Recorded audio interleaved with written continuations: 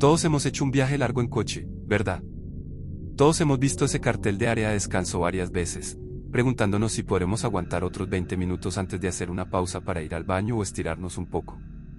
A veces tienes suerte y encuentras una de esas áreas enormes, con grandes edificios, comida y todo lo demás, pero la mayoría de las veces, dependiendo de dónde estés, tendrás que conformarte con una pequeña área con un edificio diminuto, solo para los baños, nada más.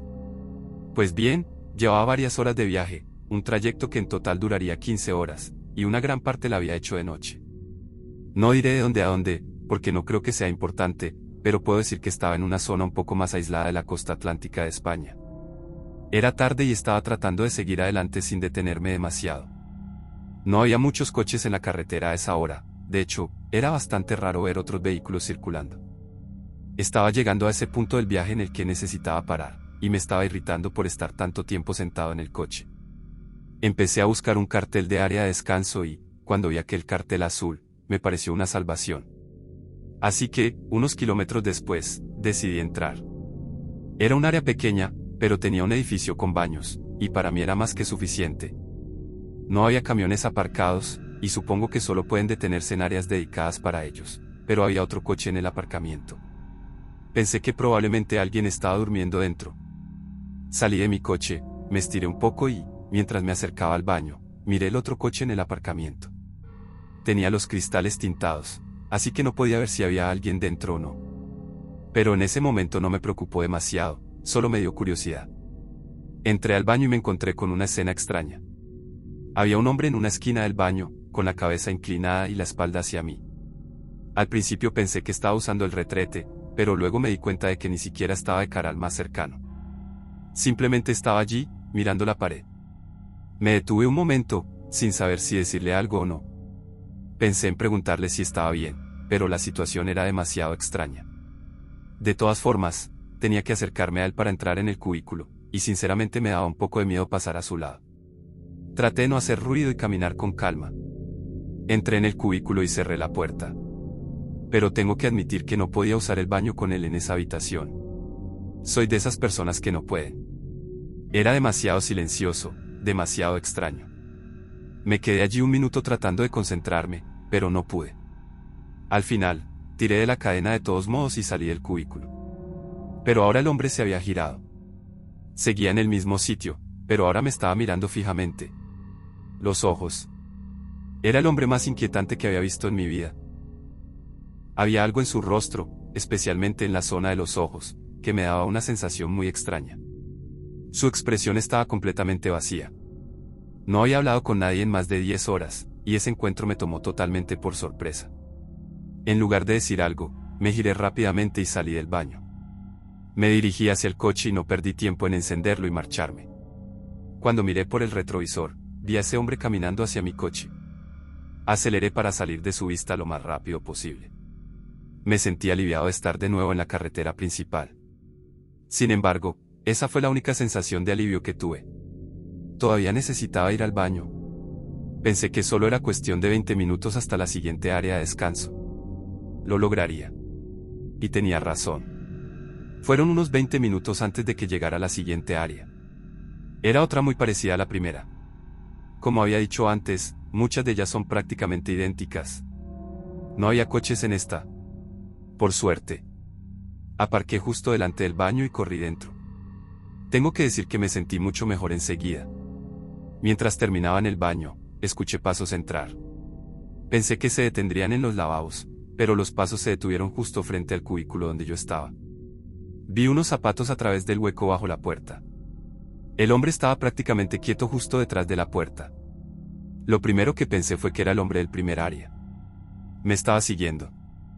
Mi ansiedad social me impidió decir algo al principio, hasta que logré murmurar, ¿hay alguien ahí? No respondió. Ahora entendí que estaba en problemas.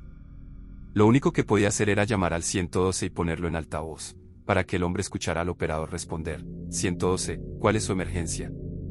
Dije claramente que me sentía amenazado por un hombre peligroso, y el operador me pidió detalles sobre mi ubicación.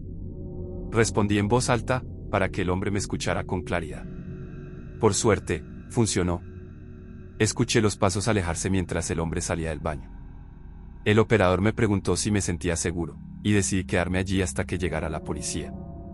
Un golpe en la puerta me indicó que podía salir. Describí al hombre y el coche que había visto en la primera área de descanso. El encuentro inquietante en el primer baño y el aún más extraño en el segundo. Revisamos mi coche para ver si lo habían tocado. Después de comprobar que el hombre se había ido, el agente y yo dejamos juntos el área de descanso. Luego él tomó otra carretera. El resto de mi viaje transcurrió con normalidad, pero, joder, esa noche fue realmente aterradora. Nunca me habían seguido antes. Y ahora estoy casi seguro al 100% de que el hombre detrás de la puerta era el mismo tipo que había encontrado en el primer baño. Es aún más extraño porque soy un hombre, y estas cosas parecen ocurrirles más a las mujeres, pero creo que pueden pasarle a cualquiera.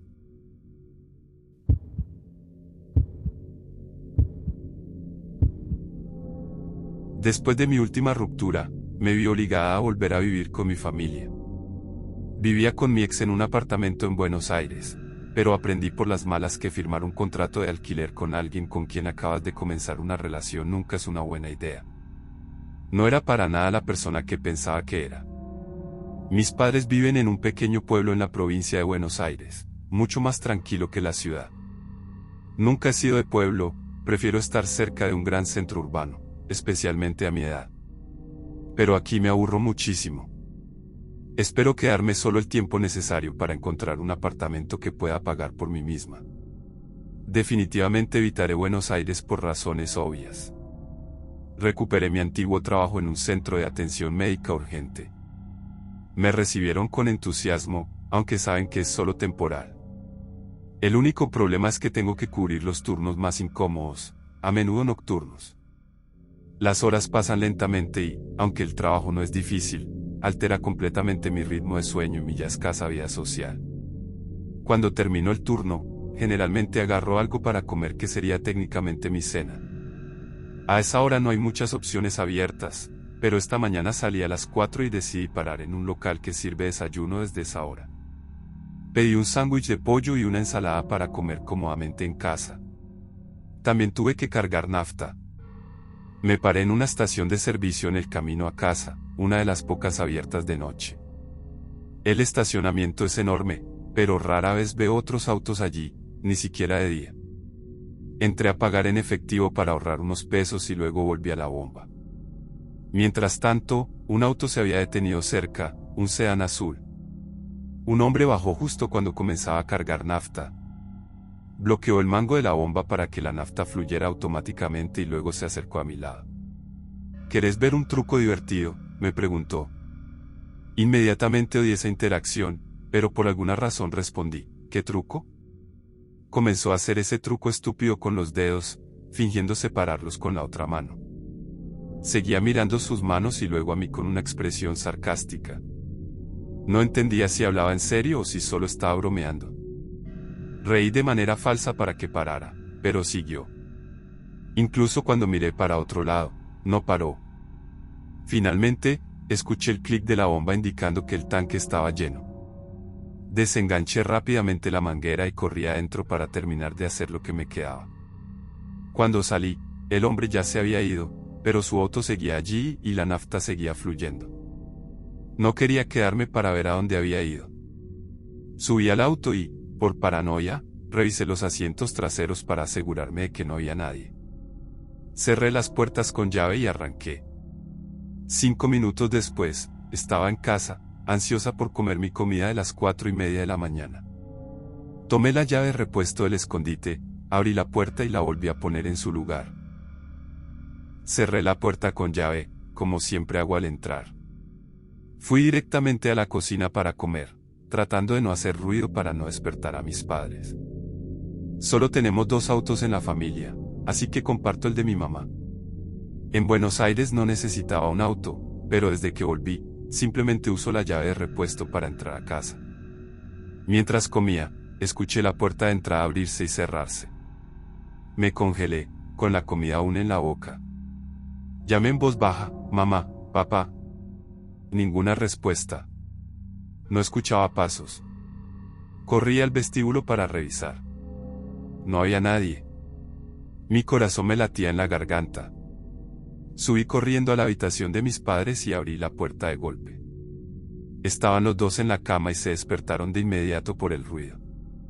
Con voz baja pero aterrada, dije, alguien acaba de entrar a la casa, punto. Mi papá se levantó de un salto y corrió abajo. Lo seguí con cautela. Encendió todas las luces mientras cruzábamos las habitaciones. Luego salió afuera a revisar la llave de repuesto, ya no estaba. Mi mamá estaba alterada, pero aún encontró tiempo para regañarme por no haber revisado mejor antes de ponerla de vuelta en su lugar. Mi papá comenzó a recorrer la casa, habitación por habitación. Cuando terminó de revisar la habitación de mi hermano mayor, salió para continuar la búsqueda, dejando la luz encendida. Yo me quedé allí y decidí revisar algunos rincones que él podría haberse saltado, aunque realmente no esperaba encontrar a nadie. Miré debajo de la cama y dentro del armario. Nada. Bajé nuevamente al piso principal. Mi papá ya estaba revisando el sótano. Aunque él estaba allí abajo, no quería bajar en absoluto. Pero la curiosidad pudo más. Fui al comedor, junto al vestíbulo. Me arrodillé y miré debajo de la mesa. Y allí estaba. No parecía real. Era el hombre de la estación de servicio, acurrucado debajo de la mesa. Lo reconocí al instante. Grité con todas mis fuerzas y mi mamá comenzó a gritar también. Mi papá subió corriendo, listo para pelear. El hombre salió de debajo de la mesa y trató de librarse del agarre de mi papá, que tenía al menos 20 años más que él. Al ver a mi papá sobrepasado, mi mamá y yo comenzamos a golpear al intruso con todo lo que teníamos. Solo cuando todos estábamos sobre él, decidió huir por la puerta de entrada. Llamamos inmediatamente a la policía, que llegó rápidamente. Pero ese hombre todavía tenía la llave de nuestra casa. Esa noche, los oficiales dejaron una patrulla en nuestro garaje para disuadirlo de regresar. Mi papá bloqueó la puerta con una silla y durmió en el salón. Al día siguiente, cambió la cerradura y mis padres dejaron de esconder una llave fuera de la casa para siempre. Me siento culpable por haber traído a ese hombre aquí y por mi distracción. Pero estoy convencida de que me siguió con las luces apagadas, porque no vi a nadie detrás de mí en el auto. Ahora quiero irme aún más.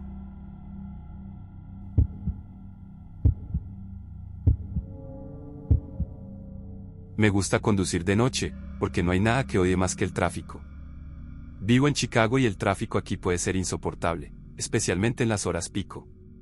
Mi primo vive en Dallas, y voy a visitarlo con frecuencia. El viaje es largo, puede durar hasta 15 horas dependiendo del tráfico y las paradas. Suelo salir alrededor de las 2 de la madrugada para evitar los peores atascos. Aquella noche de jueves, ya tenía todo planeado. Llené el tanque, compré un café en una máquina expendedora y me puse en marcha, listo para el largo trayecto. Una vez que dejé Chicago, el viaje fue fluido. La enero de 1955 estaba prácticamente desierta, y el silencio de la noche era casi relajante.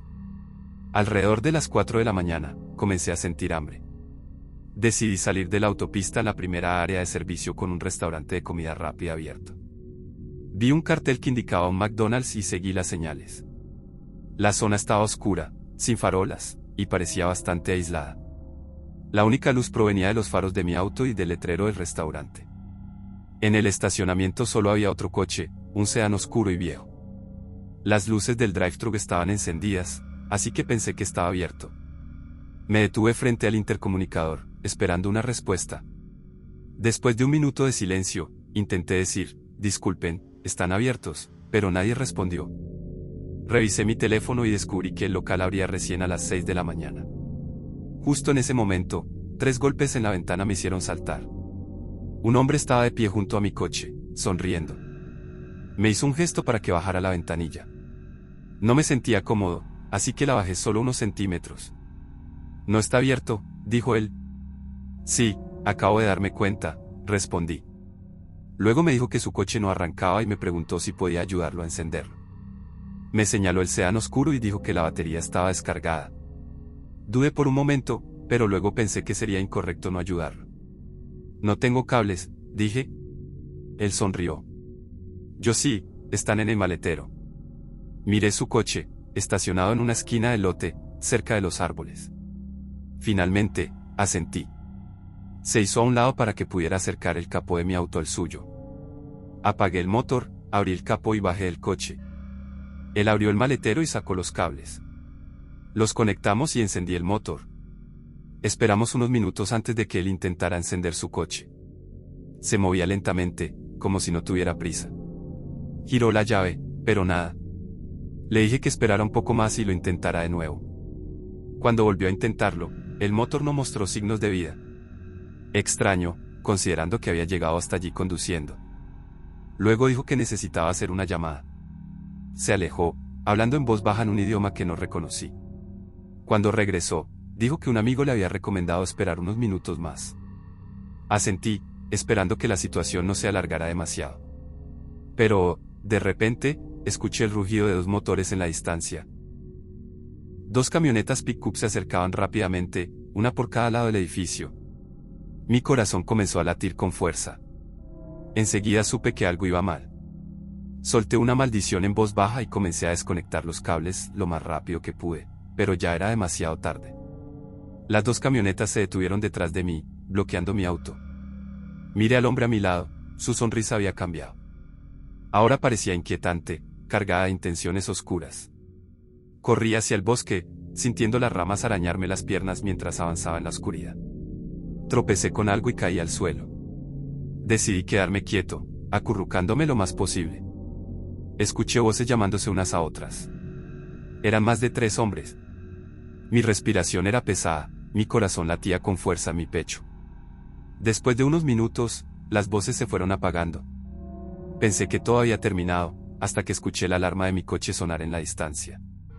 Esperé unos minutos antes de regresar, caminando agachado. Cuando llegué al estacionamiento, solo estaba mi coche. Los otros vehículos habían desaparecido.